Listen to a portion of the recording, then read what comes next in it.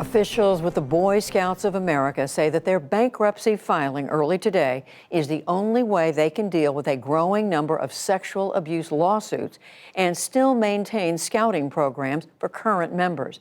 But as John Yang reports, it's a bitter pill for former members who were abused as young scouts.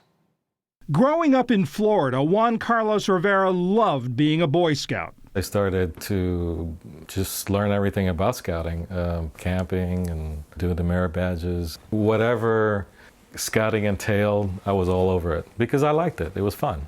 By the time he was a young teen, he was a Life Scout, the second highest rank, and was taking art lessons from an assistant to the Scoutmaster.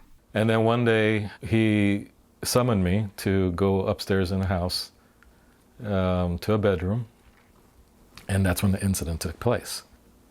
That's when everything changed. Rivera says that was the day he lost interest in scouting and quit. For 20 years, he never told anyone why. He had been molested. Now he's suing the Boy Scouts of America and is telling his story publicly for the first time. It angers me that it happened because it was a part of my childhood that should have been innocent. You know, I didn't seek it. It just happened. Rivera's case is among about 2,000 collected by an alliance of lawyers called Abused in Scouting. They say each week brings as many as 70 new claims.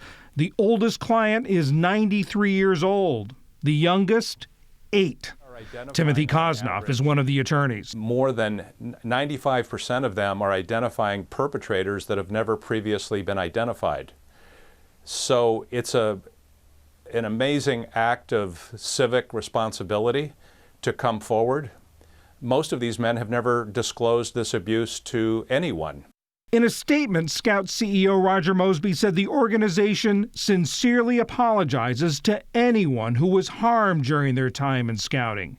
He said the Boy Scouts want to use bankruptcy to create a fund that will provide equitable compensation to all victims. The organization's most recent IRS filing lists assets of $1.4 billion, including land for camping and hiking. The Scouts are asking the bankruptcy court to halt existing lawsuits and set a deadline for new complaints. While it's unfortunate that these men probably won't get their day in court, or this will be their day in court, at least this means that we're moving forward and these men will get compensation and closure.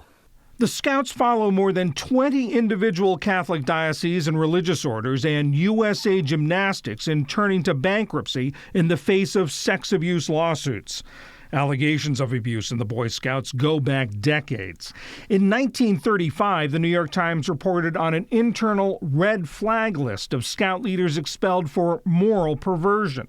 Last year, testimony in an unrelated court case revealed Boy Scout files from 1944 to 2016, listing nearly 8,000 men believed to have abused more than 12,000 children. Attorney Jeff Anderson discussed the disclosure on the NewsHour. We have known they have been harboring offenders and keeping these files. We did not have the precise number until we got it from the expert on the witness stand. Most of the names have never been made public. In 2012, an Oregon court unsealed documents in a sex abuse case that identified more than 1,200 scouting volunteers accused of molesting young boys between 1960 and 1991. These are files that document the history of allegations of abuse in scouting and how the Boy Scouts responded to those allegations. Legal and financial pressures on the Scouts increased last year when more than 20 states enacted laws changing the statutes of limitations for abuse cases. This new law brings out information, exposure, and accountability that these institutions have been unable and incapable of doing. Juan Carlos Rivera, now 53, never confronted his abuser and doesn't know where he is now. He still struggles with what happened to him that day nearly 4 decades ago. He says the Boy Scouts of America should worry more about that than its financial future. They need to man up and do the right thing. I understand that they want to protect their assets. That's fine. But they need to put themselves in the positions of the people that were abused.